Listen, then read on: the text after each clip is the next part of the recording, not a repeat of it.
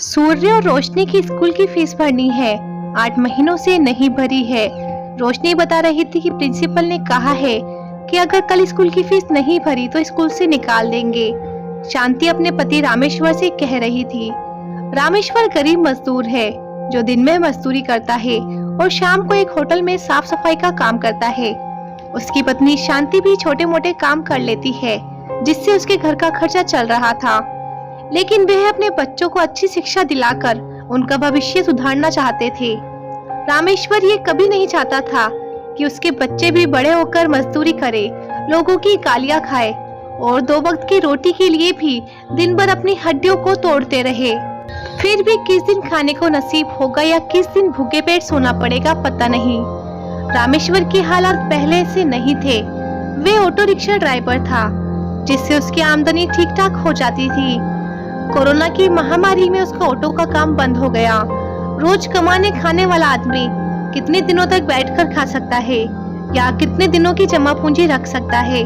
जो भी था सब खत्म हो गया। अंत में अपने परिवार के भरण पोषण के लिए उसने अपनी रोजी रोटी का एकमात्र सहारा अपना ऑटो भी बेचना पड़ा। जब हालात में कुछ सुधार हुए तो सोचा कि बड़े शहर में जाकर कुछ दिन मेहनत मजदूरी करके फिर से कुछ पैसे जोड़कर ऑटो ले लूं तो सब ठीक हो जाए। यही सोचकर रामेश्वर शहर आ गया अपने परिवार के साथ। रोज सुबह हजारों मजदूरों के साथ चौराहे पर खड़ा हो जाता कि कोई काम मिल जाए, लेकिन मजदूरों को रोज काम और भरपेट भोजन मिले इस बात की तो कोई गारंटी होती नहीं। वही रामेश्वर के साथ भी होता। किसी दिन काम मिलता, किसी दिन नहीं मिलता। रोज शाम उसके घर आने का इंतजार होता कि शाम को रामेश्वर घर आएगा। कुछ कमाकर तो घर का चूल्हा भी जलेगा, नहीं तो पानी पीकर ही गुजारा करना पड़ेगा। इसी तरह धीरे धीरे सब चल रहा था। रामेश्वर दिन में तो काम मिलने पर मजदूरी करता, लेकिन मजदूरी के पैसों से वह अपने बच्चे और परिवार का पेट भरता या उनकी पढ़ाई लिखाई करवाता। इसलिए उसने शाम के 6 बजे से रात 2 बजे तक एक होटल में काम करना शुरू कर दिया। बच्चे भी पास के सरकारी स्कूल में पढ़ने जाने लगे। समय कट रहा था कि ठंडी की एक ठिठुरती रात थी। एक पुराने से कंबल में रामेश्वर सिर से मुंह तक छुपाए ठंड से बचने की कोशिश कर रहा था। उसे ऐसा लग रहा था कि जैसे उसके सारे शरीर में बर्फ जम गई है। इतनी ठंडी तो उसे कभी नहीं लगी, फिर आज क्यों? उसने शांति से कहा, शांति आज ठंड कुछ ज्यादा ही है क्या? शांति जी ठंड तो है ही, लेकिन कल भी तो ऐसी ही ठंड थी। छोटी सी जगह में आग भी तो जलाने में डर लगता है, नहीं तो थोड़ी गर्माहट तो मिलती। देखती हूँ कुछ और है क्या उड़ने के लिए। शांति ने एक पुरानी सी चादर लाकर रामेश्वर के ऊपर डाल दी। शांति ने कहा, लो ये एक चादर रखी थी, ओढ़ लो, ठंड कुछ कम हो जाएगी। शांति जब रामेश्वर को चादर ओढ़ाने लगी तो उसे लगा कि रामेश्वर कांप रहा है। उसने रामेश्वर को छूकर देखा तो उसका बदन तेज बुखार से तप रहा था। शांति ने कहा, तुम्हें तो तेज बुखार है, शरीर तो बुखार से एकदम भट्टी की तरह तप रहा है, इसलिए ही इतनी ठंड लग रही है। रात के 2 बज रहे हैं, इस समय कहाँ दवा मिलेगी? क्या करूँ, देखती हूँ।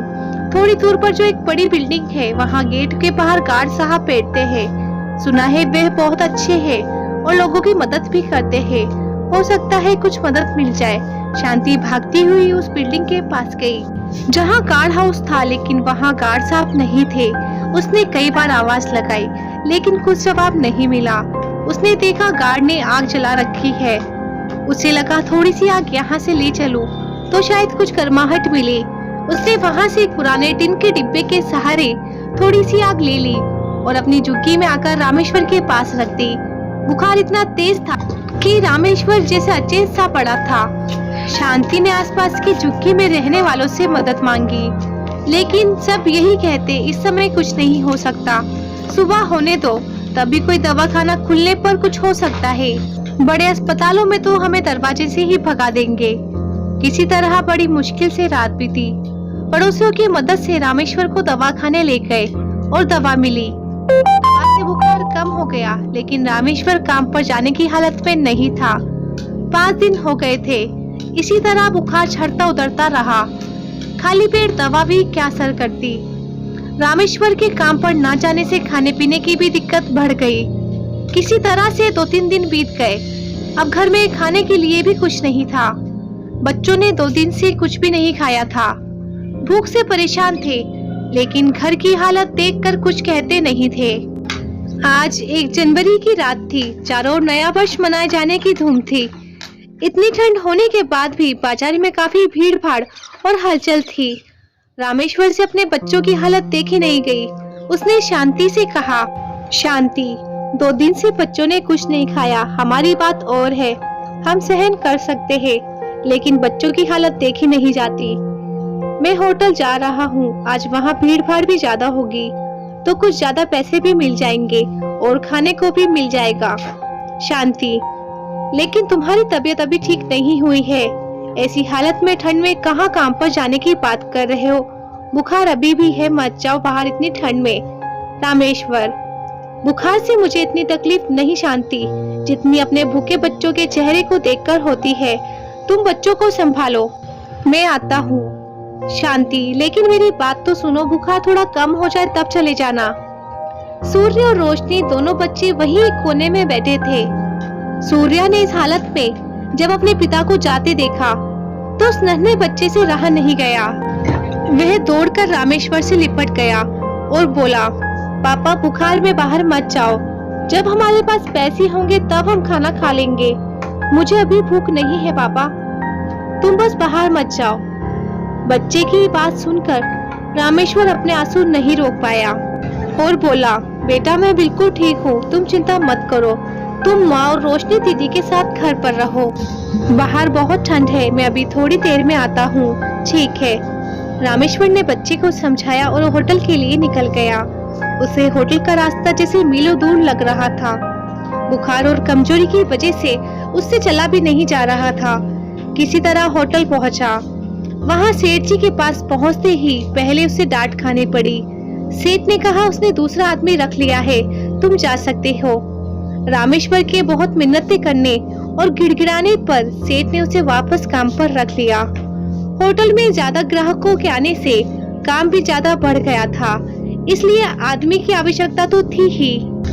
सेठ ने उसे काम पर रख लिया। सेठ ने कहा, ठीक है, मैं तुम्हें काम पर वापस रख लेता हूँ। आज साफ सफाई का काम बाद में होगा, भीड़ ज्यादा है, तो जाकर रसोई में तंदूर वाले की मदद करो, वह अकेला ही है और संभाल नहीं पा रहा है।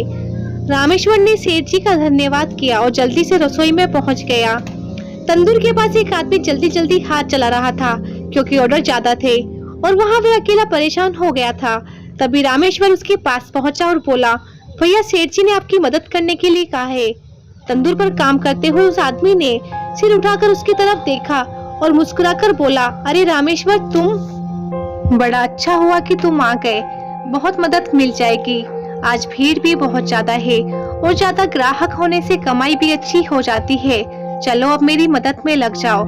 रामेश्वर ने तुरंत अपनी सदरी एक तरफ रखी और काम में लग गया।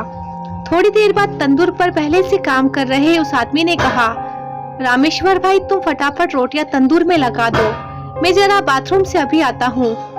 रामेश्वर भी तेजी तेजी से हाथ चलाने लगा, क्योंकि ऑर्डर की लाइन लगी थी। एक तो तेज बुखार और 2 दिन से कुछ न खाने की वजह से उसे अचानक से सिर में जोर से चक्कर आ गया और वह तंदूर पर रोटियां लगाते लगाते गिर पड़ा।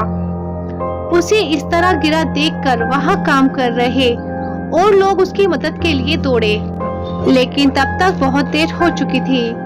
यमराज तंदूर का रूप धारण कर उसके प्राणों का हरण कर चुके थे। चारों तरफ अचानक से डर और अफरा तफरी का माहौल हो गया। सेठ जी ने तुरंत पुलिस और एम्बुलेंस को खबर की और रामेश्वर को अस्पताल ले गए, लेकिन अब उससे कोई फायदा नहीं, क्योंकि रामेश्वर तो पहले ही अपने प्राण गंवा चुका था। अपनी सारी परेशानियों और कष्टों से मुक्त होकर वह इस संसार से विदा ले चुका था। लेकिन वहाँ झुग्गी में उसका भूखा परिवार उसके आने की राह देख रहा था। तो दोस्तों, ये थी हमारी आज की दर्दनाक कहानी। अगर आप लोगों को ये वीडियो पसंद आई है तो आप इसे लाइक कर सकते हैं, शेयर कर सकते हैं, और ऐसी वीडियोस रोज देखने के लिए आप हमारे चैनल लाइफ लेसन स्टोरीज को सब्सक्राइब कर सकते हैं। Thanks for watching.